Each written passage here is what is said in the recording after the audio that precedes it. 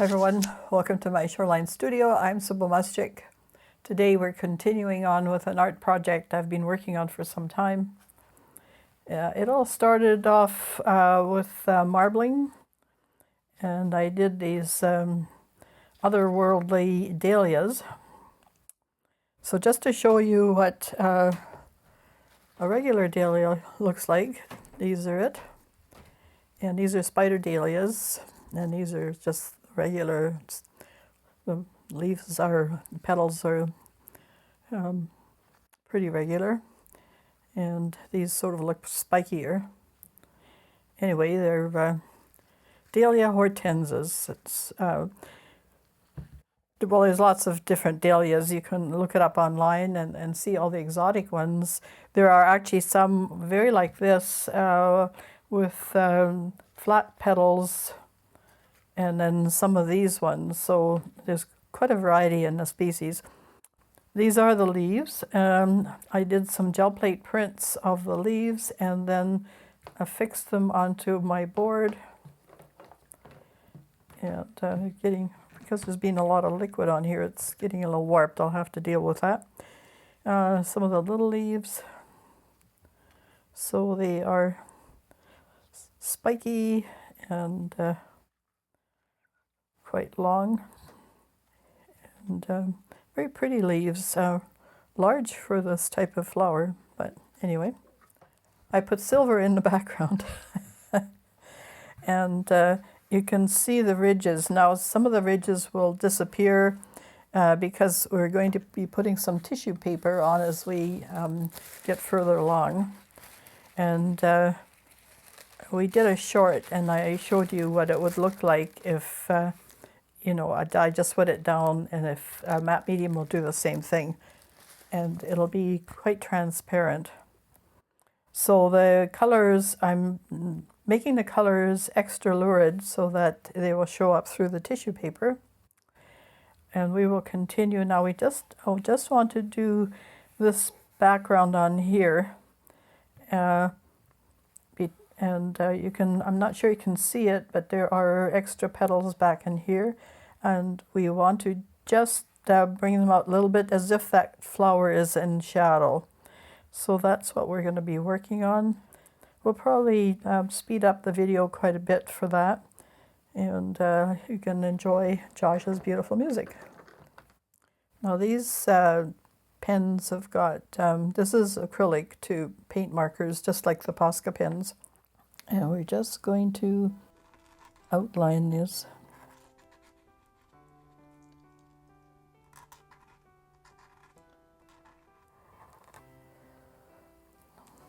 So just going to add a little bit of color, and then we're going to wipe it back.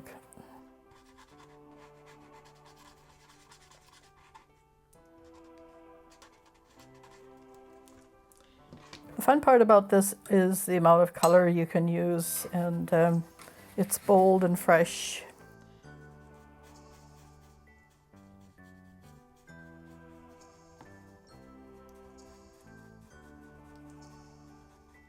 And acrylics, you can use water with them until they dry, and then they dry. And that's it. You can't move them anymore.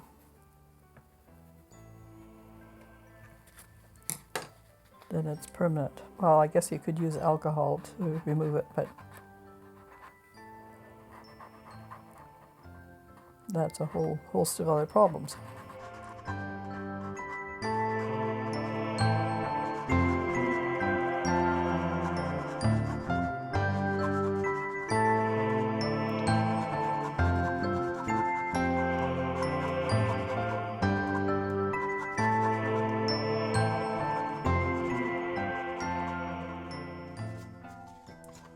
Just gonna, again, just wipe it away. We want to keep these petals reasonably dark. They will dry a little bit darker than what you see now.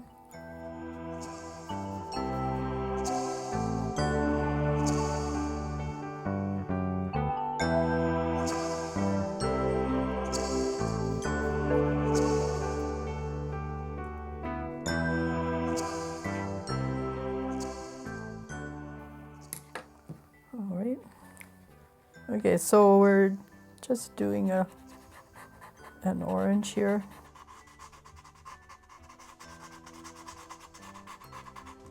And this one is quite a bit more muted. This is Posca.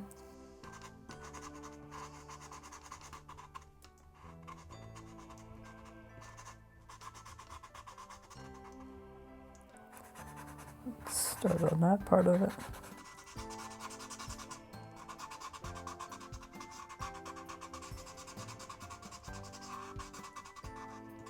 Now if you're running out of paint, you just dab it like that and it'll come back on you.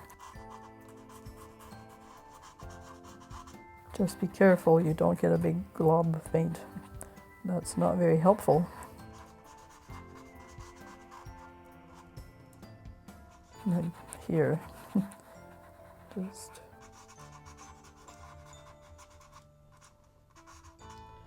so doing this is a little bit like a child's coloring book. So it's relaxing and just a lot of fun. Again, we're wiping back. You know, a little bit of the previous color on the brush, which is fine. It'll help coordinate things. And we don't want too much color on here. We want to keep this darker.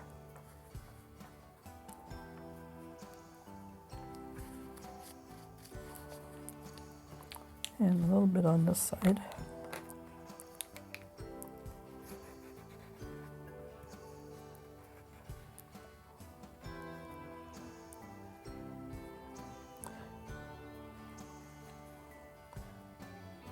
I'm just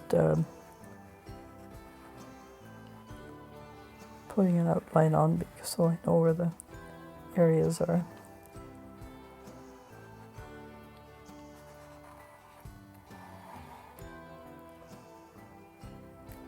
And this is all being glued down with matte medium.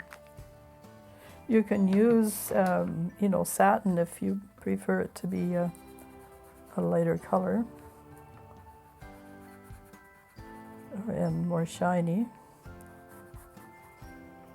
The matte will take down the intensity of the color a bit. But if that's what you wish, you know, that's what you should use.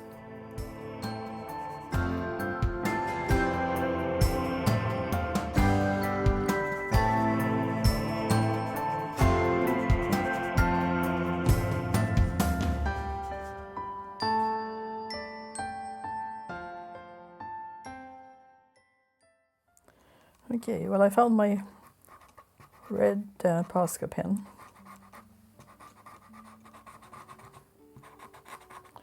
So we're just going to finish this off.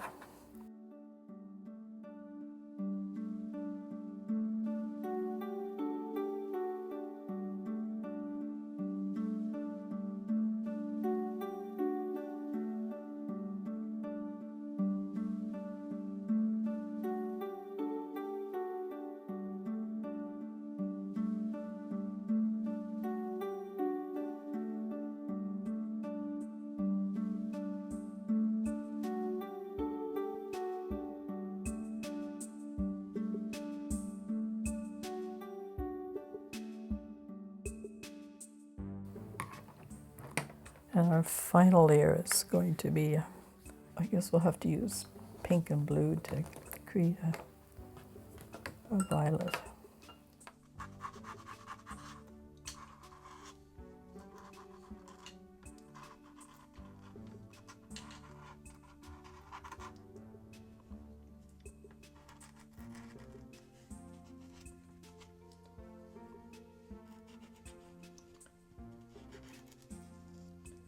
It's nice to have a work in progress where you're, you know, looking at it and figuring out where it's going.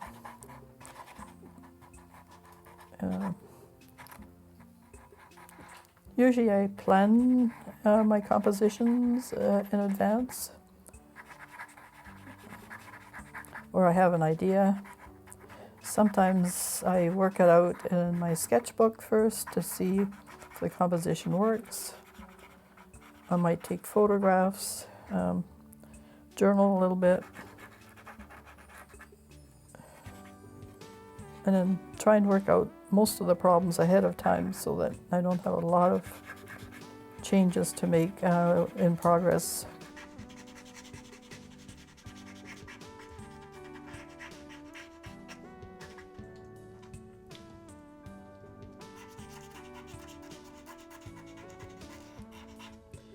Now, I don't know if any dahlias that have blue in them, maybe when it's some of the deeper violets will be sort of a blue violet, but so these are kind of otherworldly. And we're just gonna, again, just wipe them back a bit.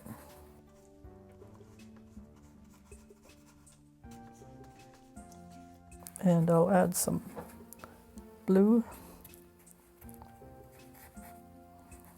Posca pens, you know, it's hard to mix colors. We'll see how that works.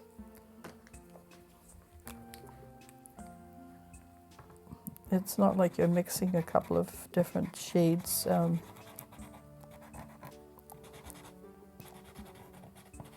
They tend to not play together nicely.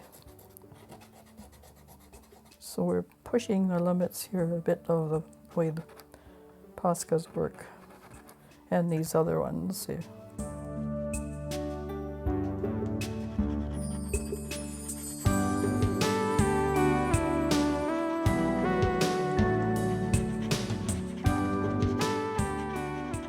So we'll see how these will coordinate.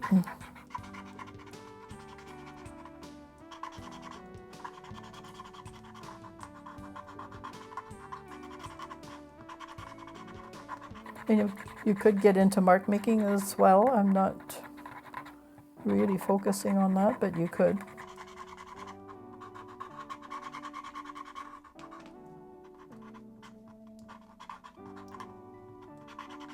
And that might be a whole other layer where you add, you know, maybe stippling or crosses or lines or something to the composition. And that could, you know, be fairly interesting so that it becomes more of a drawing.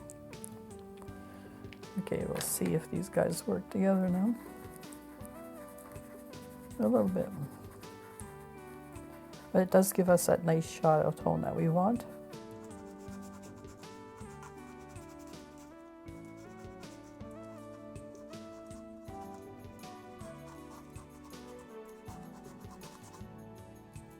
Okay. Now, for the sake of the video, we're not going to do the whole finishing, but we'll give you sort of a taste of what this kind of process is all about. There, I think that's reading fairly well. Now, what I want to do is I have an extra little plate, a little tiny gel plate. I think it's 4x5. And what we're going to do is we're going to ink this up, and then we're going to put a stamp on, probably down in here, with the name of Dahlia hortensas and like a stamp. And I could probably put my signature in there. I was hoping to do it this way, which is a little awkward, maybe in here. But that might be difficult to stamp because we have all this surface, so I think we're kind of stuck with down here. So best laid plans of mice and men, as they say. So you have to be able to change midstream if things are not working out for you. So now, just to show you what it's like just to put tissue paper on something. The idea is to get everything on one level. Okay, I'm going to be ripping this, and it's going to be very noisy. Josh has informed me. Okay, so we're going to use matte medium, I do have satin. We're just going to lay a little bit of medium down. It will soak right through. And we're just going to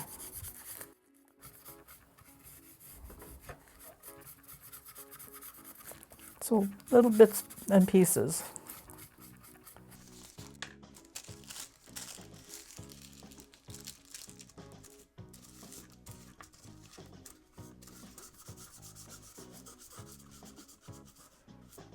You see how it softens and diffuses the color. It will be even more so once it dries.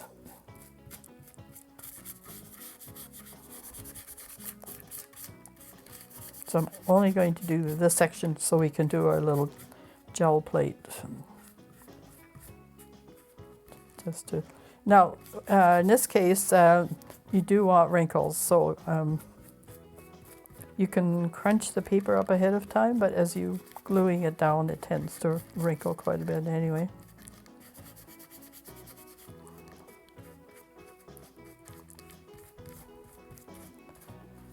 And sometimes it will rip a little bit. It is high strength tissue paper, so not a problem. So we'll take 2 or 3 pieces.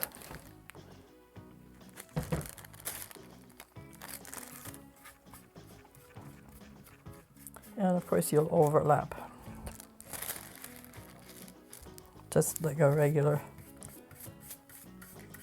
kind of collage.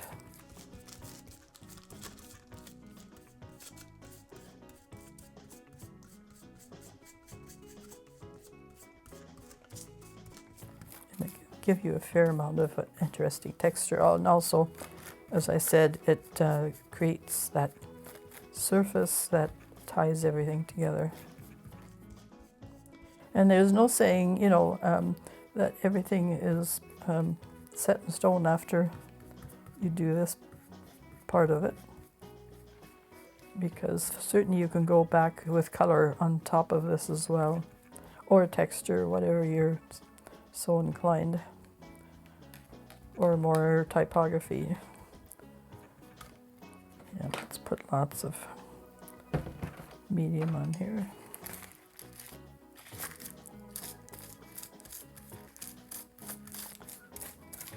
So that will give us the area we're going to put a little plate print down. And both on top and underneath.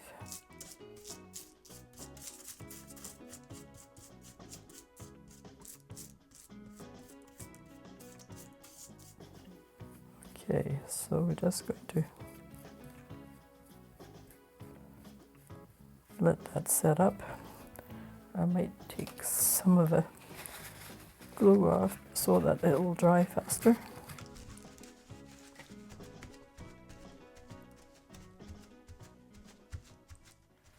And while that's drying, we'll do our work on the little plate.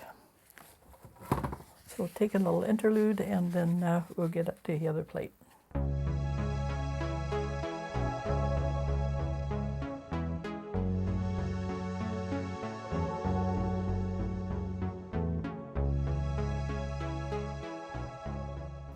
So I'm just mixing a little bit of retarder with the silver. It doesn't have the same viscosity as the black, so making it a little more fluid and also making the paint dry less quickly.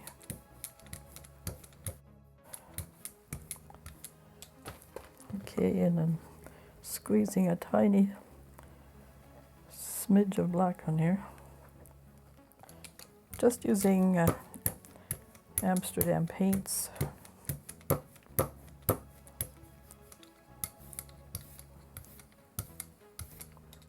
Now we're not going to get hortensias on here, I don't think. I might be pushing it. But we could get dahlia on it. Quite a long word for this little plate, but we will manage.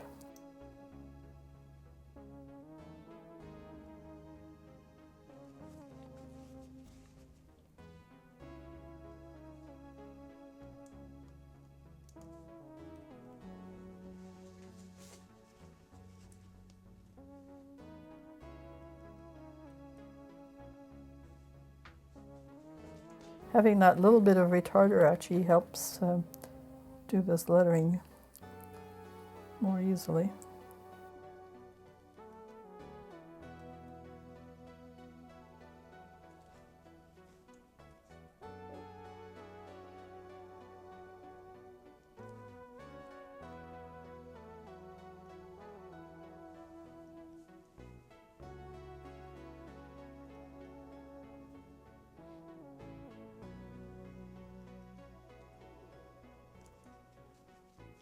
And then we're going to do a little bit of mark making here, just some little spirals.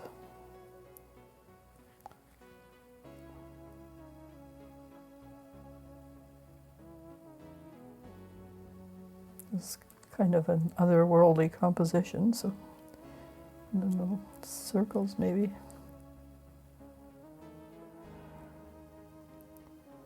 Just to add a little bit of interest.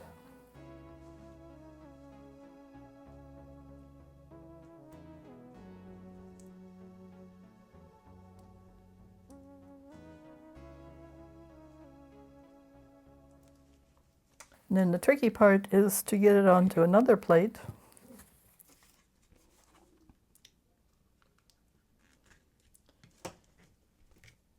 And to let it move. And hopefully it's printed onto there. There we go.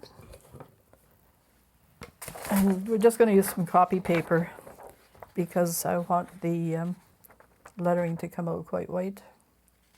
And then we'll just cut it and glue it on our composition.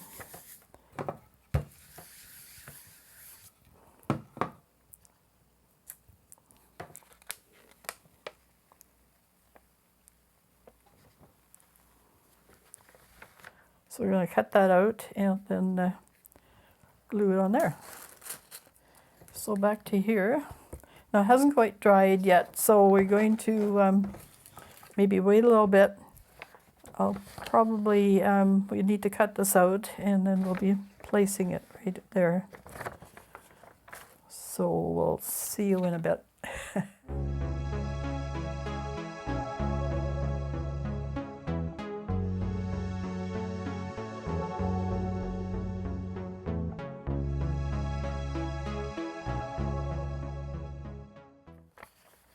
So here's our dahlia cut out, and Josh very kindly put it on the cutter for me and cut it out nicely. So this is going to take a little bit to dry yet, so that it's there's nothing opaque on here. We're going to just adhere it with some matte medium. Just put some on here.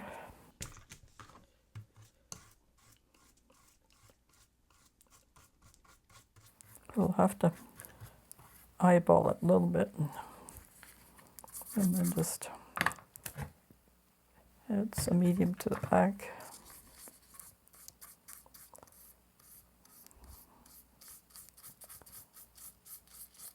Still had some color in my brush. That's okay. The glue won't mind.